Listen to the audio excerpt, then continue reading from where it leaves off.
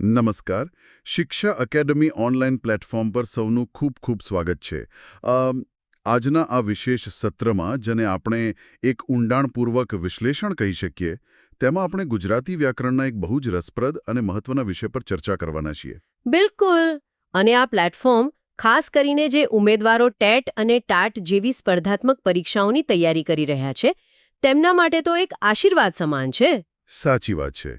એટલે જ આજે આપણે ગુજરાતી વ્યાકરણનો એવો ટોપિક લીધો છે જે આમ જોવા જઈએ તો બહુ જ સ્કોરિંગ છે. વાક્ય રચના એટલે કે કર્તરી, કર્મણી અને ભાવે પ્રયોગ. મને લાગે છે કે પરીક્ષામાં આ ટોપિક રોકડા માર્ક્સ અપાવે છે. હા, જો કન્સેપ્ટ ક્લિયર હોય તો રોકડા માર્ક્સ જ છે. વ્યાકરણ કોઈ ગોખવાનો વિષય નથી, પણ સમજવાનો વિષય છે. ઉમેદવારોને હું એ જ પ્રેરણા આપવા માંગુ છું કે આજના આ વિશ્લેષણ પછી વાક્ય રૂપાંતરણનો તમારો એક પણ માર્ક ક્યાંય કપાશે નહીં. બસ ધ્યાનથી સમજવાની જરૂર છે. અરે વાહ! આ તો બહુ મોટો આત્મવિશ્વાસ છે. અને સાચું કહું તો જ્યારે કોઈ એમ કહે કે મેં કાચ તોડ્યો અને કોઈ એમ કહે કે મારાથી કાચ તૂટી ગયો, તો બંનેમાં પરિણામ તો એક જ છે ને? કાચ તો તૂટી જ ગયો છે. હા, કાચ તો તૂટી જ ગયો છે. પણ જુઓ, મનોવિજ્ઞાનની દ્રષ્ટિએ આ બહુ જ મોટો તફાવત છે. મેં કાચ તોડ્યો એમાં પોતાની ભૂલનો સીધો સ્વીકાર છે. જ્યારે મારાથી તૂટી ગયો એમાં જાણે જવાબદારીમાંથી છટકવાની વૃત્તિ છે. રાઈટ. એટલે ભાષા માત્ર માહિતી નથી આપતી, પણ આપણો દૃષ્ટિકોણ પણ છતો કરે છે. તો ચાલો આ રસપ્રદ સફરની શરૂઆત કરીએ. હવે આપણે સ્લાઇડ નંબર 1 સમજીએ. હા, તો સ્લાઇડ નંબર 1નું હેડિંગ છે કર્તરી, કર્મણી અને ભાવે વાક્યરચના, ગુજરાતી વ્યાકરણનો સંપૂર્ણ અને સચોટ માર્ગદર્શક. એટલે આજના આ સત્રનો પાયો આજે જ છે. આ માર્ગદર્શિકા પરીક્ષાર્થીઓને કેવી રીતે ઉપયોગી થશે? જો, પરીક્ષામાં 2 રીતે પ્રશ્નો પૂછાય છે. યા તો વાક્ય ઓળખવાનું હોય, યા તો તેનું રૂપાંતરણ કરવાનું હોય. આ સ્લાઇડ્સમાં આપણે એવા શોર્ટકટ્સ અને નિયમો જોવાના છીએ જેથી માત્ર 5 સેકન્ડમાં સાચો જવાબ મળી જાય. 5 સેકન્ડમાં. એ તો બહુ સરસ કહેવાય. તો ચાલો આગળ વધીએ. હવે આપણે સ્લાઇડ નંબર 2 સમજીએ. આ સ્લાઇડ બહુ જ અગત્યની છે. હેડિંગ છે વાક્ય રૂપાંતરણમાં પડતી સામાન્ય ભૂલો અને તેનો ઉકેલ. હા, મેં પણ જોયું છે કે સાવ સહેલા લાગતા વાક્યોમાં વિદ્યાર્થીઓ ગોથું ખાઈ જતા હોય છે. આમાં સૌથી મોટી ભૂલ કઈ થતી હોય છે? સૌથી મોટી ભૂલ છે કર્તા અને કર્મ ઓળખવામાં થતી મૂંઝવણ. વાક્યમાં કોણ કામ કરી રહ્યું છે અને કોના પર કામ થઈ રહ્યું છે એ જ ખબર ના હોય તો આખો નિયમ ખોટો પડે. પાયો જ કાચો રહી જાય. બરાબર. અને બીજી એક ભૂલ, જેને હું પરીક્ષકોની સૌથી મોટી જાળ કહું છું, તે છે કાળ એટલે કે ટેન્સ બદલી નાખવો. અચ્છા, એટલે વર્તમાન કાળનો ભૂતકાળ કરી નાખે. હા, જુઓ, આપણે કાલ્પનિક MCQ લઈએ. ધારો કે પરીક્ષામાં પ્રશ્ન છે રમેશ પત્ર લખે છે અને પૂછ્યું છે કે આનું કર્મણી વાક્ય શોધો. હવે ઓપ્શન A માં આપ્યું હોય રમેશથી પત્ર લખાશે, ઓપ્શન B માં હોય રમેશથી પત્ર લખાયો અને ઓપ્શન C હોય રમેશથી પત્ર લખાય છે. રાઈટ. બિલકુલ. હવે દબાણમાં વિદ્યાર્થી ઓપ્શન A ટીક કરી દે છે કારણ કે રમેશથી પત્ર લખાશે એ બોલવામાં બહુ સુંદર લાગે છે. પણ ત્યાં કાળ બદલાઈ ગયો. લખે છે એ વર્તમાન કાળ છે અને લખાશે એ ભવિષ્યકાળ છે. ઓહો, આ તો બહુ ઝીણી ભૂલ કહેવાય જે મોટું નુકસાન કરાવે. અને ત્રીજી ભૂલ છે કર્મણી અને ભાવે વચ્ચેનો ભેદ ન સમજાવવો. બરાબર ને? હા, એ બંને દેખાવમાં એકદમ જોડિયા ભાઈ જેવા લાગે, પણ એનો ઉકેલ પણ આપણે આગળ જોઈશું. ખૂબ સરસ. આ ભૂલોની વાત થઈ, તો હવે પાયાની વાત કરીએ. હવે આપણે સ્લાઇડ નંબર 3 સમજીએ. અહીં હેડિંગ છે વાક્ય રચનાના 3 મૂળભૂત સ્તંભ. હા, કોઈ પણ વાક્ય આ 3 સ્તંભ પર ઊભું હોય છે: કર્તા, કર્મ અને ક્રિયાપદ. કર્તા એટલે ક્રિયા કરનાર, કર્મ એટલે જેના પર ક્રિયા થાય છે તે લક્ષ્ય, અને ક્રિયાપદ એટલે એ ચોક્કસ એક્શન. એટલે હું આને એમ સમજું. એક ઉદાહરણ આપું. માનો કે વાક્ય એક મુસાફરી છે, તો આ કર્તા છે ને એ ડ્રાઈવર છે. વાહ, બહુ સરસ ઉદાહરણ છે. અને ક્રિયાપદ શું છે? ક્રિયાપદ એક ગાડીનું એન્જિન છે જે ગતિ આપી રહ્યું છે. અને કર્મ છે એ આપણું ડેસ્ટિનેશન છે, જ્યાં આપણે પહોંચવાનું છે. જો ડ્રાઈવર ના હોય તો ગાડી ના ચાલે, અને ડેસ્ટિનેશન ના હોય તો મુસાફરીનો કોઈ અર્થ ના રહે. એકદમ સચોટ સામ્યતા આપી તમે. જેમ કે અહીં ઉદાહરણ છે, રામ રમે છે. અહીં રામ એ ડ્રાઈવર એટલે કે કર્તા છે. મમતા ગીત ગાય છે. અહીં ગાવાની ક્રિયા ગીત પર થાય છે, તો ગીત એક કર્મ છે. અને અંકિત બજાર ગયો, એમાં ગયો એ ક્રિયાપદ છે. રાઈટ. પણ પરીક્ષાના ટેન્શનમાં આ ડ્રાઈવર અને ડેસ્ટિનેશન ગોતવા કઈ રીતે? એના માટે કોઈ ટ્રીક છે? હા, ચોક્કસ. અને એ માટે હવે આપણે સ્લાઇડ નંબર 4 સમજીએ. હેડિંગ છે, કર્તા અને કર્મ પારખવાની સચોટ પ્રશ્ન પદ્ધતિ. એટલે પ્રશ્ન પૂછવાથી જવાબ મળશે એમ? હા, આપણે આને ડિટેક્ટિવ પદ્ધતિ કહીએ છીએ. તમારે વાક્યમાં બસ એક જ શબ્દ પકડવાનો છે, અને એ છે ક્રિયાપદ. સીધા ક્રિયાપદ પાસે જઈને તેને સવાલ પૂછો. જો કર્તા શોધવો હોય તો પૂછો કોણ? અચ્છા, એટલે દાખલા તરીકે વાક્ય છે કે માસ્ટર બાળકોને ભણાવે છે. તો હું ક્રિયાપદ એટલે કે ભણાવે છે ને પૂછું કોણ ભણાવે છે? તો જવાબ મળે માસ્ટર. તો માસ્ટર કર્તા થઈ ગયો. એકદમ સાચું. માસ્ટર એ તમારું કર્તા છે. અને કર્મ શોધવા માટે શું પૂછવાનું? કર્મ શોધવા માટે તમારે 2 સવાલ પૂછી શકાય. શું અથવા કોને? એ જ વાક્ય ફરી લઈએ. માસ્ટર બાળકોને ભણાવે છે. પૂછો કોને ભણાવે છે? બાળકોને. તો બાળકોને એ કર્મ છે. હા. ધારો કે વાક્ય હોય, માસ્ટર બાળકોને વ્યાકરણ ભણાવે છે. તો 2 સવાલ પૂછો. કોને ભણાવે છે? બાળકોને. શું ભણાવે છે? વ્યાકરણ. ઓહો, એટલે આમાં તો 2 કર્મ મળ્યા. બિલકુલ. પરીક્ષાર્થીઓએ જ્યારે શોર્ટ નોટ બનાવી હોય ત્યારે બસ આટલું જ લખવાનું. કર્તા બરાબર કોણ અને કર્મ બરાબર શું અથવા કોને. આ પદ્ધતિ ક્યારેય નિષ્ફળ નહીં જાય. બહુ જ કામની ટ્રીક છે આ. હવે આપણે સ્લાઇડ નંબર 5 સમજીએ. હેડિંગ છે વાક્ય પ્રયોગના મુખ્ય 3 પ્રકારો: કર્તરી, કર્મણી અને ભાવે. એ પેસિવ વોઇસ, જેમાં કર્મણીની પ્રધાનતા હોય, અને ભાવે એટલે ઇમ્પર્સનલ વોઇસ, જેમાં માત્ર ભાવ કે ક્રિયાની પ્રધાનતા હોય. એટલે પેલા ડ્રાઈવર અને ડેસ્ટિનેશન વાળા ઉદાહરણ મુજબ ક્યારેક ડ્રાઈવર મેન હોય છે તો ક્યારેક ડેસ્ટિનેશન. બરાબર છે. હવે આ દરેકને આપણે વિગતવાર સમજીએ. તો હવે આપણે સ્લાઇડ નંબર 6 સમજીએ. હેડિંગ છે 1. કર્તરી વાક્ય એટલે શું? તો આ કર્તરી વાક્યનો સ્વભાવ કેવો હોય છે? કર્તરી વાક્યને આપણે એકદમ સીધો, સ્પષ્ટ અને આત્મવિશ્વાસથી ભરેલો પ્રહાર કહી શકીએ. વ્યાખ્યા એવી છે કે જે વાક્યમાં કર્તાનું મહત્વ સૌથી વધુ હોય. અહીં ક્રિયા કરનાર સીધો સામે દેખાતો હોય. રોજબરોજની બોલચાલની ભાષામાં આપણે આ જ વાપરીએ છીએ. એટલે આમાં ક્રિયાપદ કર્તાના હિસાબે ચાલે. મારો કહેવાનો મતલબ કે લિંગ અને વચન. હા, બિલકુલ. ક્રિયાપદ હંમેશા કર્તાના લિંગ અને વચન મુજબ મુકાય. જો છોકરો હોય તો છોકરો રમે છે, અને છોકરી હોય તો છોકરી રમે છે. અહીં કર્તા જ હીરો છે. અને આ વાક્ય સકર્મક પણ હોઈ શકે અને અકર્મક પણ હોઈ શકે. હા, અને સામાન્ય રીતે આમાં કર્તાને કોઈ પ્રત્યય લાગતા નથી. માળખું એકદમ સિમ્પલ છે. કર્તા વત્તા કર્મ વત્તા ક્રિયાપદ. સમજાયું. હવે આપણે સ્લાઇડ નંબર 7 સમજીએ. હેડિંગ છે કર્તરી વાક્યના મુખ્ય લક્ષણો. એટલે આમાં જે આપણે વાત કરી એ જ છે ને? હા, પણ થોડું ઊંડાણથી. લક્ષણ પહેલું, કર્તા મુખ્ય અને સક્રિય છે. લક્ષણ બીજું, કર્મ ગૌણ અથવા ગેરહાજર હોઈ શકે. લક્ષણ ત્રીજું, ક્રિયાપદ કર્તાને અનુસરે છે. પેલું ઉદાહરણ હતું ને, માસ્ટર બાળકોને ભણાવે છે, એની જ વાત કરીએ. બરાબર. એ ઉદાહરણને ધ્યાનથી જુઓ. માસ્ટર ભણાવે છે. અહીં માસ્ટરની પાછળ કોઈ થી, વડે, દ્વારા એવું કંઈ લાગેલું છે? ના, એવું તો કંઈ નથી. માસ્ટર તો સ્વતંત્ર છે. બસ એ જ સાબિતી છે કે આ કર્તરી વાક્ય છે. કોઈ માધ્યમ દર્શાવતા પ્રત્યયો અહીં હોતા નથી. આ તો ઓળખવું બહુ સહેલું છે. હવે આપણે સ્લાઇડ નંબર 8 સમજીએ. હેડિંગ છે કર્તરી વાક્યના ઉદાહરણો. અહીં 4 ઉદાહરણ આપ્યા છે. પહેલું છે અમૂલ ડેરી દૂધ કેન્દ્રો શરૂ કરે છે. બીજું છે મમતા ગીત ગાશે.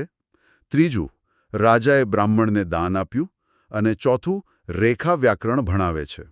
આ ચારેય ઉદાહરણોમાં તમે જુઓ, ક્રિયા કરનાર સીધા જ એક્શન કરી રહ્યા છે. અમૂલ ડેરી, મમતા, રાજા, રેખા બધા પોતે સક્રિય છે. પણ મારો એક સવાલ છે, આ જે ત્રીજું ઉદાહરણ છે ને, રાજાએ બ્રાહ્મણને દાન આપ્યું, આમાં રાજાની પાછળ એ પ્રત્યય લાગ્યો છે. તો શું વિદ્યાર્થીઓ આ એ જોઈને કન્ફ્યુઝ નહીં થાય કે આ વાક્ય કર્તરી નથી? આ તમે બહુ જ સચોટ મુદ્દો પકડ્યો. ખરેખર ઘણા વિદ્યાર્થીઓ અહીં લોચો મારે છે. પણ નિયમ એવો છે કે ગુજરાતી ભાષામાં ભૂતકાળના વાક્યોમાં જ્યારે કર્તા સકર્મક ક્રિયા કરતો હોય ત્યારે તેને એ પ્રત્યય લાગે છે. ઓહો, એટલે એ કોઈ માધ્યમ નથી દર્શાવતો? ના, બિલકુલ નહીં. માધ્યમ દર્શાવતા પ્રત્યયો તો થી, વડે, દ્વારા છે. જો રાજા દ્વારા અથવા રાજા તરફથી હોત તો વાત અલગ હતી. પણ રાજાએ એ તો માત્ર સક્રિય કર્તાની નિશાની છે, એટલે કર્તરી જ છે. બહુ જ કામની ક્લેરિટી છે આ. હવે આપણે સ્લાઇડ નંબર 9 સમજીએ. હેડિંગ છે 2. કર્મણી વાક્ય એટલે શું? હવે અહીં સત્તા પલટો થાય છે, બરાબર? હા, અહીં સંપૂર્ણ સત્તા પરિવર્તન. કર્તરીમાં જે હીરો હતો, કર્તા, એ હવે ગૌણ બની જાય છે. અને કર્મ છે એ મુખ્ય સ્થાને આવીને હીરો બની જાય છે. એટલે પેલા ડ્રાઈવરને પાછળની સીટ પર બેસાડી દીધો અને બધો ફોકસ ડેસ્ટિનેશન પર આવી ગયો. હા, એવું જ સમજો. પણ આની એક કડક શરત છે. કર્મણી વાક્ય બનાવવા માટે વાક્યમાં કર્મનું હોવું ફરજિયાત છે. જો વાક્યમાં કર્મ જ ન હોય, એટલે કે ડેસ્ટિનેશન જ ન હોય, તો એનું કર્મણી ક્યારે બને જ નહીં. રાઈટ. અને એનું માળખું કેવું હોય? કર્તા પણ પ્રત્યય સાથે, વત્તા કર્મ જે હવે પ્રધાન છે, વત્તા સહાયક ક્રિયાપદ. પ્રત્યય સાથે એટલે પેલા થી વડેવાળાને. ચાલો એ જોઈ લઈએ. હવે આપણે સ્લાઇડ નંબર 10 સમજીએ. હેડિંગ છે કર્મણી વાક્યના ઓળખ પ્રત્યયો. અહીં લખ્યું છે થી, થકી, વડે, દ્વારા, તરફથી. આ શબ્દોને પરીક્ષાર્થીઓએ પોતાના મગજમાં ચેતવણી અથવા વોર્નિંગ સાઇન તરીકે સેવ કરી લેવાના છે. જ્યારે પણ વાક્યમાં કર્તા પછી આ શબ્દો દેખાય ત્યારે 99% શક્યતા છે કે તે કર્મણી અથવા ભાવે વાક્ય જ હશે. મને લાગે છે કે આ MCQ સોલ્વ કરવામાં બહુ હેલ્પ કરશે.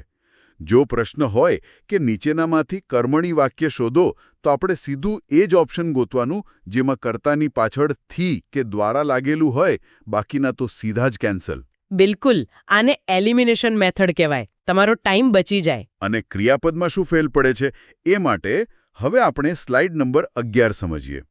હેડિંગ છે કર્મણીમાં ક્રિયાપદનો ફેરફાર. મૂળ ક્રિયાપદમાં આ પ્રત્યય ઉમેરાય છે. હા, આ જે આ પ્રત્યય છે એટલે કે કાનો, એ એક ઢાલનું કામ કરે છે. તે કર્તાને સીધી ક્રિયા કરતા રોકે છે. જેમ કે લખે છેનું થઈ જાય લખાય છે, ભણાવે છેનું થાય ભણાવાય છે, ગાય છેનું થાય ગવાય છે. અચ્છા, પણ અહીં મારો પેલો કાળવાળો સવાલ પાછો આવે છે. શું કાળ બદલવો જોઈએ? ક્યારેય નહીં. હું ભારપૂર્વક કહીશ કે કાળ ક્યારેય નથી બદલવાનો. જો વર્તમાન હોય તો વર્તમાન અને ભૂતકાળ હોય તો ભૂતકાળ. આપણે એક ઉદાહરણ લઈએ. મેં પત્ર લખ્યો, આ ભૂતકાળ છે. હવે આનું કર્મણી શું થાય? મારાથી પત્ર લખાયો. અહીં લખાયો એ પણ ભૂતકાળ જ છે. જો કોઈ એમ કહે કે મારાથી પત્ર લખાશે તો એ ખોટું. એકદમ ક્લિયર. કાળ એટલે માણસ એનો એ જ રહેવો જોઈએ, ખાલી કપડાં બદલાય. હવે આપણે સ્લાઇડ નંબર 12 સમજીએ. હેડિંગ છે કર્તરીમાંથી કર્મણીમાં રૂપાંતરના પગલાં. અહીં એક સ્ટેપ બાય સ્ટેપ ગાઈડ છે. હા, 4 સિમ્પલ પગલાં છે. પગલું 1, કર્તા શોધીને તેને પ્રત્યય લગાડો. પગલું 2, કર્મ ચકાસો કે હાજર છે કે નહીં, એ ફરજિયાત છે. પગલું 3, ક્રિયાપદમાં આ પ્રત્યય ઉમેરો. અને પગલું 4, કાળ જાળવી રાખો. વાહ, આ તો એકદમ ફોર્મ્યુલા જેવું થઈ ગયું. પણ જો કર્તા તરીકે કોઈનું નામ ન હોય, જેમ કે હું, તું એવું હોય, તો શું તેને હુંથી લગાડવાનું? ના, ત્યાં થોડો શેરસાણ ખાય છે. અને એના માટે જ હવે આપણે સ્લાઇડ નંબર 13 સમજીએ. હેડિંગ છે સર્વનામમાં થતા ફેરફારો. અહીં આખું એક કોષ્ટક આપ્યું છે. હા, હું વાંચું છું. હુંનું થઈ જાય મારાથી, તુંનું થાય તારાથી, તેનું તેનાથી, અમે હોય તો અમારાથી, તમેનું તમારાથી અને તેઓ હોય તો તેઓથી. પરીક્ષાર્થીઓને મારી સલાહ છે કે પરીક્ષા શરૂ થાય ત્યારે પાછળના રફ પેજ પર આ કોષ્ટક ફટાફટ લખી નાખવું, જેથી જ્યારે રૂપાંતરણનો પ્રશ્ન આવે ત્યારે ભૂલ જ ના પડે. આ એકદમ ગોખી મારવાની ટિપ્સ છે. હા, એટલે કન્ફ્યુઝન જ ના રહે. ચલો, હવે આ બધા નિયમોને પ્રેક્ટિકલ ઉદાહરણોમાં મૂકીએ. હવે આપણે સ્લાઇડ નંબર 14 સમજીએ. હેડિંગ છે રૂપાંતરના ઉદાહરણો, ભાગ 1. પેલું ઉદાહરણ પેલું ડેરીવાળું છે. અમૂલ ડેરી દૂધ કેન્દ્રો શરૂ કરે છે. આનું રૂપાંતરણ કેવી રીતે થશે? ચાલો પહેલા 4 સ્ટેપ લગાવીએ. કર્તા છે અમૂલ ડેરી, તેને આપણે દ્વારા લગાડીએ. અમૂલ ડેરી દ્વારા. કર્મ છે દૂધ કેન્દ્રો, એ એમ જ રહેશે. ક્રિયાપદ છે શરૂ કરે છે. વર્તમાનકાળ છે તો તેમાં આ ઉમેરીએ એટલે થાય શરૂ કરાય છે અથવા કરાયા છે. તો આખું વાક્ય બન્યું અમૂલ ડેરી દ્વારા દૂધ કેન્દ્રો શરૂ કરાયા છે. કાળ વર્તમાન જ રહ્યો ને અર્થ પણ ના બદલાયો. બરાબર. બીજું વાક્ય હતું મમતા ગીત ગાશે. ભવિષ્યકાળ છે. કરતા મમતાને થી લગાડીએ મમતાથી. ગીત એમ જ રહેશે અને ગાશેનું થશે ગવાશે. વાક્ય બન્યું મમતાથી ગીત ગવાશે. અરે વાહ, એકદમ સ્મૂધ રૂપાંતરણ. હવે આપણે સ્લાઇડ નંબર 15 સમજીએ. હેડિંગ છે રૂપાંતરણના ઉદાહરણો ભાગ 2. અહીં પેલું રાજાવાળું ઉદાહરણ છે. રાજાએ બ્રાહ્મણને દાન આપ્યું. આનું કર્મણી કર્યું છે રાજા તરફથી બ્રાહ્મણને દાન અપાયું. અહીં મારો સવાલ એ છે કે રાજાથી કેમ ન લખ્યું, રાજા તરફથી કેમ લખ્યું? આ બહુ જ અગત્યનો મુદ્દો છે. વ્યાકરણની દ્રષ્ટિએ રાજાથી ખોટું નથી, પણ જ્યારે આપણે ટેટ જેવી ઉચ્ચ સ્તરની પરીક્ષા આપતા હોઈએ ત્યારે ઔચિત્ય પણ જોવાય છે. કોઈ સન્માનનીય વ્યક્તિ હોય, મોટો હોદ્દેદાર હોય કે સંસ્થા હોય ત્યારે તરફથી અથવા દ્વારા વાપરવું વધુ યોગ્ય ગણાય છે. જો ઓપ્શનમાં બંને હોય તો તરફથીવાળો વિકલ્પ વધુ સાચો ગણાશે. આ બહુ ઝીણવટભરી વાત કહી તમે. અને છેલ્લું ઉદાહરણ છે રેખા વ્યાકરણ ભણાવે છે. એનું થયું રેખાથી વ્યાકરણ ભણાવાય છે. અહીં ભણાવેમાં આ કેવી રીતે ભળ્યો? આ સ્વર સંધિનો નિયમ છે. ભણાવેમાં છેલ્લે એ સ્વર છે. એ વત્તા આ કરીએ એટલે ઉચ્ચારણની સરળતા ખાતર તે આય બની જાય, એટલે ભણાવાય. રાઈટ. હવે મને એમ થાય છે કે અત્યાર સુધી આપણે સીધી દિશામાં ગયા. માનો કે પરીક્ષામાં કર્મણી વાક્ય આપ્યું હોય અને કર્તરી પૂછ્યું હોય, એટલે કે ગાડી રિવર્સ લેવાની હોય તો બસ ઉલટી પ્રક્રિયા કરવાની. અને એના માટે હવે આપણે સ્લાઇડ નંબર 16 સમજીએ. હેડિંગ છે કર્મણીમાંથી કર્તરીમાં ઉલટી પ્રક્રિયા. અચ્છા, એટલે આમાં જે પ્રત્યયો પહેરાવ્યા હતા એ ઉતારી લેવાના? બિલકુલ. સ્ટેપ 1 છે પ્રત્યયો દૂર કરો. જો સર્વનામ હોય તો મૂળ રૂપમાં લાવો, જેમ કે મારાથીનું પાછું હું કરો.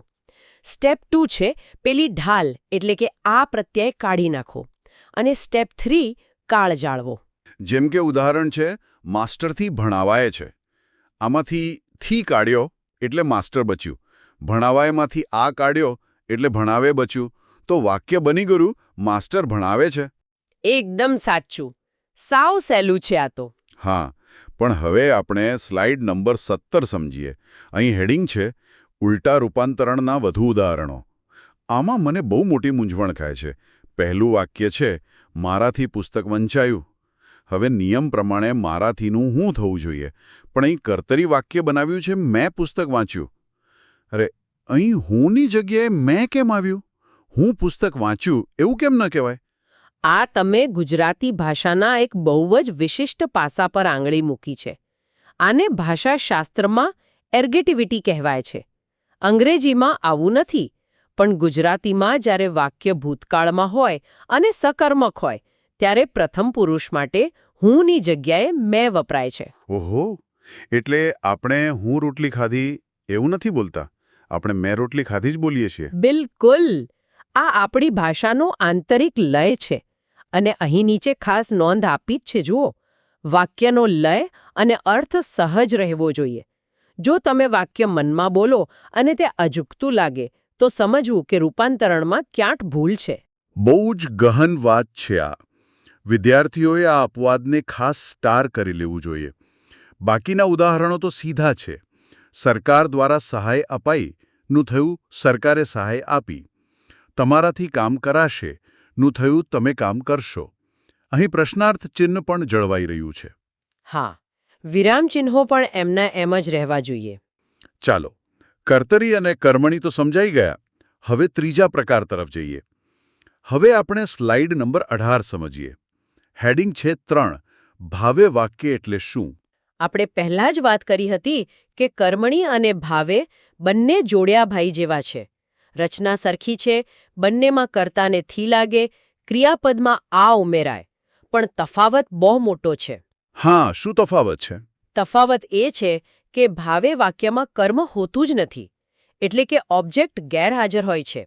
આ વાક્ય હંમેશા અકર્મક જ હોય છે. પેલી મુસાફરીવાળી સામ્યતા પાછી લાવીએ. કર્તરીમાં ડ્રાઈવર મુખ્ય હતો, કર્મણીમાં ડેસ્ટિનેશન મુખ્ય હતું, તો ભાવેમાં શું? ભાવે વાક્ય એટલે એવી સ્થિતિ જ્યાં ડ્રાઈવર છે, ગાડી ચાલી રહી છે, પણ કોઈ ડેસ્ટિનેશન જ નથી. બસ ગાડી ચલાવવાની, એ ગતિની મજા લેવાની છે. અથવા પેલી પંચિંગવાળી સામ્યતા લઈએ તો હવામાં મુક્કા મારીને માત્ર પ્રહાર કરવાના ભાવની જ અનુભૂતિ કરવાની છે. કોઈ લક્ષ્ય નથી હોતું. અરે વાહ, બહુ જ સરસ રીતે સમજાવ્યો. એટલે જો આપણે પેલો સવાલ પૂછીએ છું તો કોઈ જવાબ જ ન મળે. હા, કારણ કે લક્ષ્ય જ નથી, માત્ર ભાવ કે ક્રિયાની જ પ્રધાનતા છે. ચાલો એનું ઉદાહરણ જોઈએ. હવે આપણે સ્લાઇડ નંબર 19 સમજીએ. હેડિંગ છે કર્તરીમાંથી ભાવેમાં રૂપાંતર. અહીં પેલું વાક્ય છે હું રડ્યો. હવે પૂછો શું રડ્યો? તો કોઈ જવાબ નથી. બરાબર, એટલે આ અકર્મક છે. હવે આનું રૂપાંતરણ કરીએ, હુંનું થઈ જાય મારાથી અને રડ્યોનું થઈ જાય રડાયું. વાક્ય બન્યું મારાથી રડાયું. અહીં માત્ર રડવાનો ભાવ દર્શાવ્યો છે. બીજું ઉદાહરણ છે તું આવીશ. ભવિષ્યકાળ છે, એનું થયું તારાથી અવાશે. ભવિષ્યકાળ જળવાયો અને આ પ્રત્યય લાગ્યો. અહીં એક બહુ જ મોટો શોર્ટકટ હું આપું છું. જો પરીક્ષામાં પ્રશ્ન હોય અને તેમાં કર્મ ન હોય અને પૂછ્યું હોય કે રૂપાંતરણ કરો, તો ક્યારેય કર્મણીવાળો ઓપ્શન ગોતવો નહીં. એ ભાવે વાક્ય જ બનશે. હા, આ તો બહુ મોટો ટાઈમ સેવર છે. હવે મને એમ થાય છે કે પરીક્ષામાં આ ત્રણેય વચ્ચેનો ભેદ પારખવા માટે આપણી પાસે કોઈ એવી સિસ્ટમ હોવી જોઈએ જે ફટાફટ કામ કરે. હા, અને એના માટે જ હવે આપણે સ્લાઇડ નંબર 20 સમજીએ. હેડિંગ છે ફ્લો ચાર્ટ. વાક્ય કેવી રીતે ઓળખવું. હું આને પરીક્ષા માટેનું બ્રહ્માસ્ત્ર કહું છું. બ્રહ્માસ્ત્ર? ઓહો, તો આ બરાબર સમજવું પડશે. આ કેવી રીતે કામ કરે છે? આ 3 ફિલ્ટરથી બનેલો છે. જ્યારે પણ સામે વાક્ય આવે, સૌથી પહેલું ફિલ્ટર લગાવો. શું કર્તાને થી, વડે, દ્વારા પ્રત્યય લાગ્યો છે? ધારો કે જવાબ ના હોય તો? જો જવાબ ના હોય તો તમારે આગળ કશું વિચારવાનું જ નથી. આંખ બંધ કરીને સમજી લો કે તે કર્તરી વાક્ય જ છે. ઓકે. અને જો જવાબ હા હોય તો? તો બીજા ફિલ્ટર પર જાઓ. વાક્યમાં કર્મ છે કે નહીં તે ચકાસો. ક્રિયાપદને શું પૂછો. જો શું પૂછવાથી જવાબ મળે એટલે કે કર્મ હાજર છે, તો તે કર્મણી વાક્ય છે. રાઈટ. અને જો શું પૂછવાથી જવાબ ના મળે એટલે કે કર્મ ગેરહાજર છે, તો નિશ્ચિતપણે તે ભાવે વાક્ય છે. એકદમ સાચું.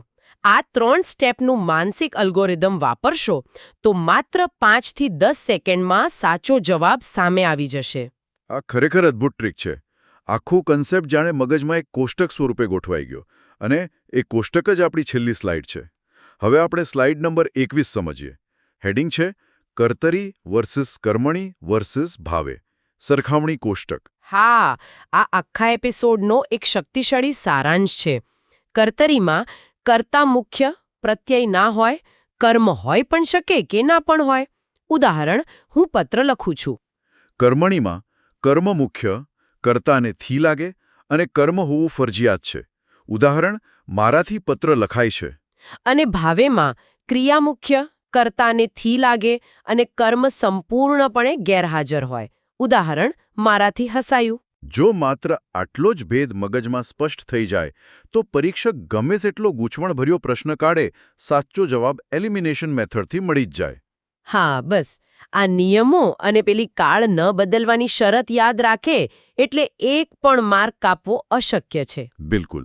આજના આ ડીપ ડાઇવથી મને ખાતરી છે કે સ્પર્ધાત્મક પરીક્ષાની તૈયારી કરતા આપણા તમામ શ્રોતાઓનો વાક્ય રૂપાંતરણ અંગેનો ડર કાયમ માટે દૂર થઈ ગયો હશે. હવે અંતે આપણે શરૂઆતમાં જે મનોવિજ્ઞાનની વાત કરી હતી એના પરથી પ્રેરિત એક વિચારવા લાયક પ્રશ્ન હું અહીં મૂકવા માંગુ છું. હા, ચોક્કસ. એ બહુ રસપ્રદ મુદ્દો હતો. આપણે પરીક્ષા પાસ કરવા માટે તો આ વાક્યરચનાઓ શીખી લીધી, પણ જરા વિચારો કે વાસ્તવિક જીવનમાં, ઓફિસમાં કે કોઈ મહત્વના ઇન્ટરવ્યૂમાં જ્યારે આપણે બોલીએ છીએ ત્યારે આપણે અજાણતા કઈ ભાષાનો વધુ ઉપયોગ કરીએ છીએ? આ બહુ ઊંડો વિચાર છે. કે કોઈ સિસ્ટમ પાછળ છુપાવવાનો પ્રયાસ કરે છે? એકદમ સાચી વાત છે. ભાષા તમારી લીડરશિપ બતાવે છે. તો આપણને એ વિચાર જરૂર આવે કે વાસ્તવિક જીવનમાં આપણી ભાષા સક્રિય એટલે કે કર્તરી છે કે નિષ્ક્રિય એટલે કે કર્મણી, અને એ પસંદગી લોકો પર આપણી કેવી છાપ ઊભી કરી રહી છે. આ રસપ્રદ વિચાર સાથે જ આજના આ ઊંડાણપૂર્વકના સત્રને અહીં વિરામ આપીએ છીએ. તમામ પરીક્ષાર્થીઓને તેમની આવનારી પરીક્ષાઓ માટે મારા તરફથી ખૂબ ખૂબ શુભકામનાઓ. ભવિષ્યમાં આવા જ વધુ રોચક વિશ્લેષણો સાથે આપણે ફરી મળીશું. ત્યાં સુધી શીખતા રહો અને આગળ વધતા રહો. આવજો.